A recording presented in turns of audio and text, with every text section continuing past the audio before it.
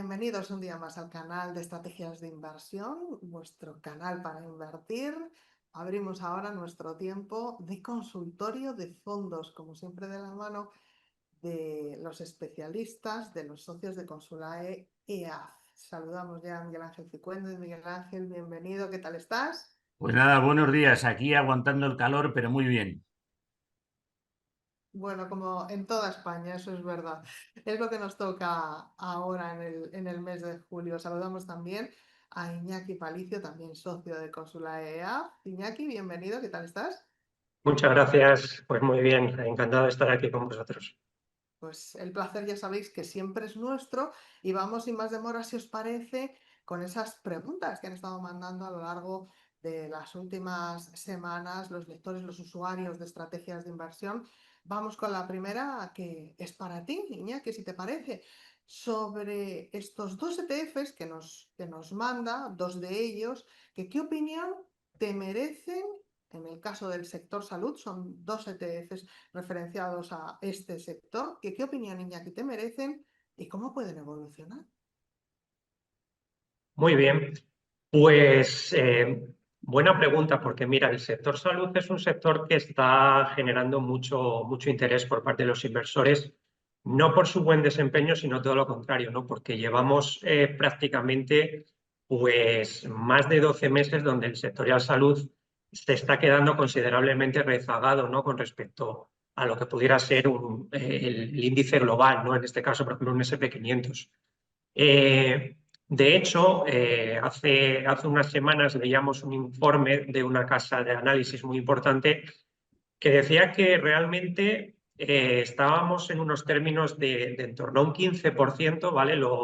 El diferencial que había entre la media sectorial del SP500 y el sector salud.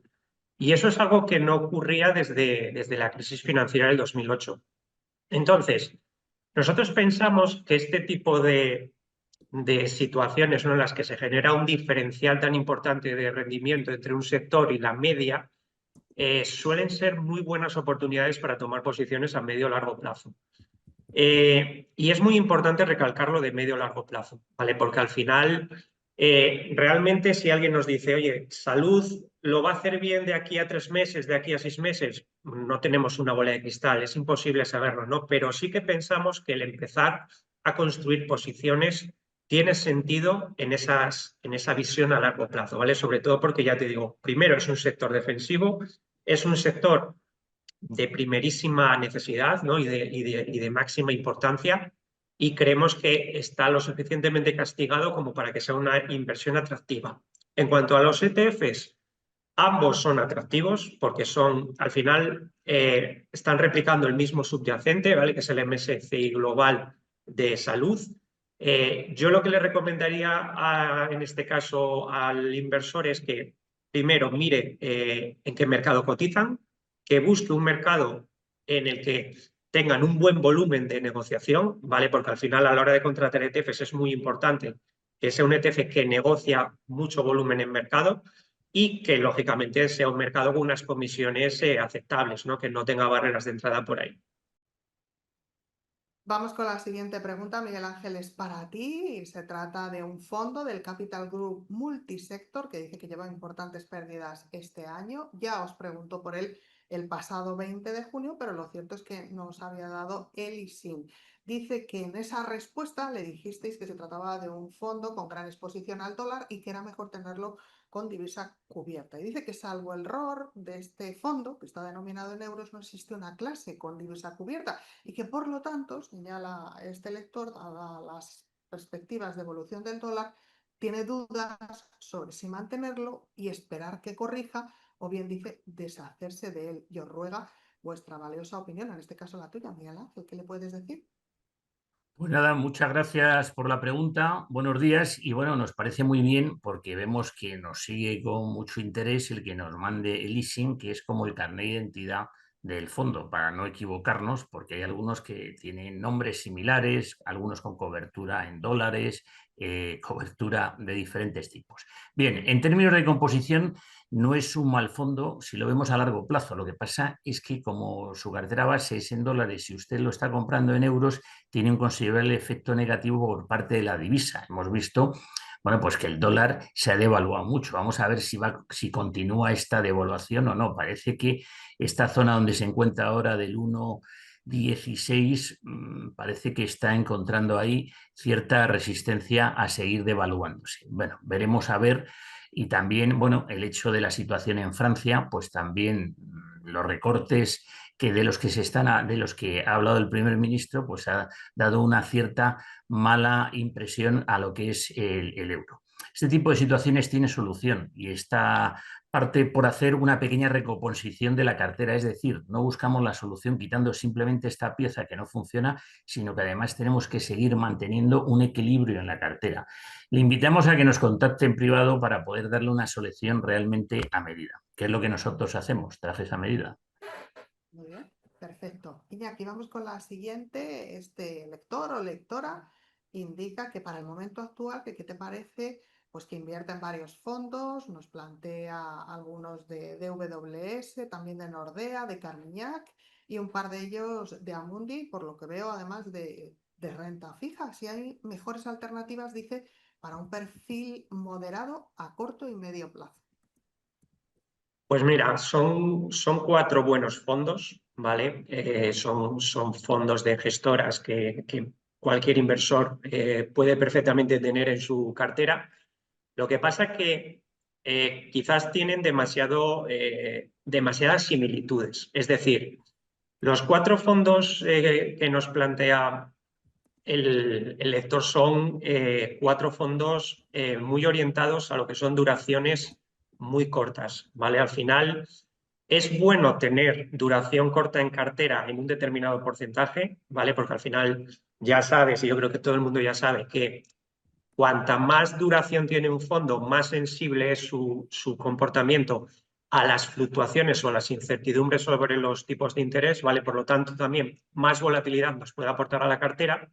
Entonces, cuando estamos en momento de incertidumbre, estamos en momento en el que estamos buscando más tranquilidad, nosotros siempre aconsejamos duraciones cortas, a cambio también de una potencial menor de rentabilidad, ¿no? Porque al final ya sabéis que rentabilidad y volatilidad van de la mano. Entonces, yo creo que para la parte defensiva de la cartera no hace falta tener 4 o 5 fondos prácticamente iguales. Yo cogería, por ejemplo, 2 fondos que se complementen bien.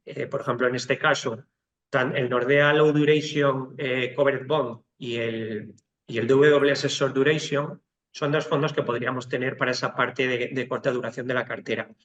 Pero con eso es suficiente, ¿vale? Luego le dotamos del peso que consideremos o que veamos necesario, pero con esos 2 nombres es suficiente o con 2 ideas es suficiente. Luego ya plantearía otros bloques de la estructura de renta fija donde ya tengamos unas duraciones más intermedias e incluso, ¿por qué no? Recordemos que estamos en un escenario de bajadas de tipos de interés, ¿no? Que en Europa ya se han ido materializando y en Estados Unidos acabarán llegando. Entonces, nos interesa también tener un poquito más de duración por ir aprovechando esas potenciales bajadas de tipos de interés, ¿no? Entonces, por concluir, duraciones cortas en cartera, sí, es interesante, pero yo no tendría 4 o 5 fondos. Yo creo que con 2 buenos fondos es más que suficiente para tener esa parte diversificada. Y el resto incluiría dos bloques, uno con renta con duraciones intermedias y otro bloque con duraciones un poquito más largas. Miguel Ángel, la siguiente pregunta es para ti. Nos dice este lector que está infraponderado en renta variable en Estados Unidos y que lo que quiere es equilibrar su cartera tomando posiciones en ese mercado en concreto. Dice que te agradecería que le pudiera sugerir 2 fondos de inversión de renta variable en Estados Unidos con divisa cubierta y que sean complementarios para que, dice, no se pisen la manguera, lo dice textualmente, te darás por ello. ¿Qué le puedes decir? Bien, si quiere 2 ideas que encajen bien en una cartera, nosotros optaríamos por incorporar un fondo de renta variable con sesgo valor y otro con sesgo crecimiento. De esta forma tendría dos fondos que harán una estrategia de cartera diferente, uno buscando empresas infraponderadas por el mercado y otro buscando compañías de puro crecimiento. En la parte de valor, algunas ideas podrían ser el Fidelity America o el Robeco USA Premium, por ejemplo, y en cuanto a la parte de crecimiento, fondos como el Brown Advisory USA Equity Growth o el Amundi USA Fundamental Growth pueden ser excelentes opciones. Muy bien. Iñaki, siguiente pregunta. Te pide tu opinión en concreto, además es muy concreta la pregunta, tu opinión sobre un fondo, el BGF World Technology. Muy bien. Voy a dividir la respuesta en dos partes, ¿vale? Una parte, una pura descripción del fondo, ¿vale? De lo que es para quien no lo conozca, y luego ya una opinión como asesor. Es un fondo de una muy buena gestora, ¿vale? Es un fondo de BlackRock que invierte en grandes compañías tecnológicas, ¿vale? Por lo tanto, para aquel inversor que quiera hacer una aproximación a tecnología o incorporar tecnología en cartera, pues este fondo se la da.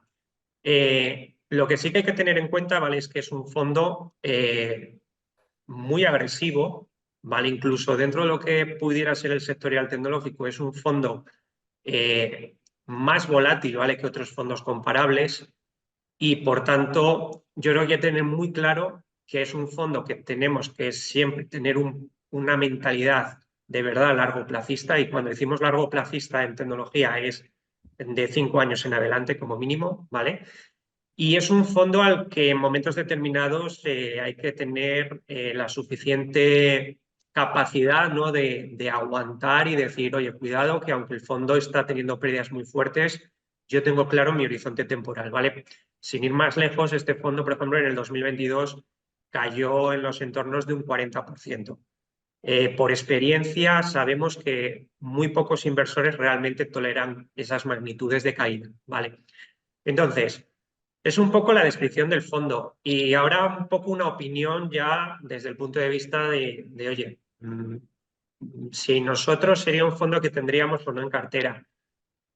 A ver, realmente este es un fondo que nosotros no tendríamos en cartera, porque para nuestro gusto y para nuestra manera de pensar, ¿no? Nuestra filosofía de inversión, creemos que es un fondo excesivamente volátil. Al final, este tipo de fondos que un año nos da un 60, un año nos quita un 40, otro año nos da un 30, al final cuando vemos a largo plazo realmente qué rentabilidad han dado, cuando miramos, por ejemplo, y este fondo a 10 años, qué rentabilidad promedio ha dado, a lo mejor tenemos un punto porcentual más que un fondo más defensivo, ¿vale? O sea, realmente yo creo que esa volatilidad que hay por el camino no merece la pena a la hora de obtener una rentabilidad. ¿Que nos van a dar rentabilidad? Sí, pero creo que la volatilidad supone un coste a nivel psicológico que pesa bastante. Entonces, eso por un lado. Y luego, por otro lado, concretamente este fondo está demasiado sesgado a las famosas 7 magníficas. Cuidado, ¿vale? Porque al final era un tema que veníamos advirtiendo el año pasado, ¿no? Cuidado con las 7 magníficas, que han sido las que han tirado de los mercados, y cuando haya correcciones van a ser las que las protagonicen. Y lo hemos visto en el mes de abril, ¿no? Tras el famoso Liberation Day de Trump. Pues también, cuidado, este rebote que hemos visto en las últimas semanas está encabezado por las mismas empresas. Por lo tanto, si hay correcciones en un momento determinado, pues es posible que también la encabecen estas empresas. Entonces, nosotros preferimos optar por fondos de tecnología que tengan menos peso a las 7 magníficas, ¿vale? Que tengan una composición de cartera más diversificada, no tan sesgada, y que por tanto también nos van a dar menos volatilidad, ¿no? Entonces, porque al final, a largo plazo, a 10 años, este fondo de BlackRock, pues a lo mejor nos da una rentabilidad de un 14% a 10 años de promedio, pero uno más tranquilo nos puede dar un 12,5, un 13. Entonces no es significativo, ¿vale? Pero sí que la volatilidad por el camino es importante. Entonces, un fondo para quien quiere picante a su cartera, para quien no le importa la volatilidad, pero no sería un fondo que tengamos en las carteras de Consulae ni que entre dentro de nuestra estrategia. Ajá, muy bien. Pues vamos con otra pregunta. La siguiente es para ti, Miguel Ángel. Dice este lector que le aconsejan el fondo BBVA Bonos 2029, que qué rentabilidad esperan y dice que si tiene riesgo de pérdida al vencimiento. Bien, se trata de un fondo horizonte, es decir, un fondo de renta fija donde los gestores han construido una cartera con vencimientos a 2029. Esta cartera está cerrada desde el inicio, por lo que el inversor ya sabe cuál es la duración de la misma, así como la rentabilidad objetivo que esperan los gestores. No es una mala opción para incorporar en la parte de renta fija de una cartera, pero habría que saber exactamente qué rentabilidad esperan los gestores que proporcione el fondo y ver si es atractiva comparándolo con otros fondos de renta fija que pudieran ser similares. No se trata de un fondo garantizado, por lo que la posibilidad de perder dinero siempre hay que considerarla, aunque lo cierto es que esta posibilidad es muy pequeña, ya que estamos en un contexto de mercado favorable para la renta fija. Pero si el escenario cambia y los tipos de interés subieran, cosa que en principio no esperamos, porque lo que esperamos es que quizás todavía en Europa hay alguna bajada de tipos y en Estados Unidos pues se prevé que en el próximo año, quiero decir a 12 meses vista, pues seguramente vamos a tener 2 o 3, no estoy diciendo de aquí a final de año, sino en un año vista, en 12 meses, bueno, pues yo creo que el fondo podría perder momentáneamente dinero, pero esperemos que no lo haga. Ujú. Iñaki, siguiente pregunta. ¿Qué opinas de los fondos de inversión orientados? Dice a renta fija. Si sería mejor un fondo orientado a renta fija europea para evitar, dice, el riesgo de divisa versus uno global. Si le puedes recomendar un fondo orientado a renta fija. Vale, entiendo que nos estamos refiriendo a fondos que inviertan en renta fija, ¿no? Entonces, nosotros creemos que siempre hay que tener algo de renta fija en la cartera, independientemente de que seamos inversores conservadores, ¿vale? Que tendremos que tener prácticamente toda nuestra cartera en renta fija, o seamos inversores agresivos. Hay momentos en los que no es aconsejable estar invertido al 100% en renta variable, ni siquiera a un 80%, por muy agresivos que seamos, ¿vale? Y es bueno tener siempre un fondo que sea un poco ese fondo de armario, ese decir, oye, yo tengo, en lugar de hacer rebajar mis posiciones y pasarme a liquidez, paso mis posiciones a un fondo tranquilito, ¿vale? Entonces, sí que pensamos eso, ¿no? Que siempre hay que tener algo de renta fija en la cartera porque es positivo y más en un contexto como el actual en el que, como hemos venido comentando, ¿vale? Partimos de un escenario de tipos altos con una previsión a que vayan bajando. En Europa ya lo han hecho, ¿vale? Como comentaba anteriormente, en Estados Unidos acabarán por bajar. Con respecto a si mejor comprar renta fija europea o renta fija global o norteamericana, vamos a ver, aquí el tema que tenemos que tener en cuenta es que como los tipos de interés en Europa han bajado más rápido, digamos que las tires que se pueden conseguir con la renta fija europea son menores, ¿vale? Que las tires que podemos conseguir, por ejemplo, comprando renta fija en dólares. Entonces, yo creo que merece la pena, aunque por supuesto la renta fija europea tiene sentido y podemos incorporar sin problema algo de renta fija europea, nosotros seguimos viendo más valor quizás a incorporar renta fija vía fondos globales que nos den exposición sobre todo a bonos en denominaciones en dólares, ¿vale? Donde vemos tires más atractivas y creemos que se puede hacer perfectamente cubriendo divisa, es decir, podemos incorporar un fondo de renta fija global en euro cubierto y de esa manera digamos que la divisa base del fondo la vamos a tener cubierta, por lo tanto no vamos a tener ese perjuicio del dólar directamente sobre nuestra inversión, ¿vale? En cuanto a algunas ideas, por ejemplo, un fondo global que nosotros incorporamos en carteras desde prácticamente siempre, ¿vale? Es un fondo que tenemos como parte estructural, es el Pinco Income, ¿vale? Que se puede comprar en euro cubierto sin problema y es un fondo, por ejemplo, global con más sesgo a renta tanto gubernamental como corporativa en Estados Unidos. Y oye, pues es un fondo que con duraciones de 3, 4, 5 años, ¿vale? Se suele mover por ahí, pues te está dando tires en cartera muy atractivas, incluso por encima del 6% en este momento. Entonces, pues sí que son fondos con interés y lo dicho al principio, todo el mundo tiene que tener algo de renta fija en su cartera, sin duda.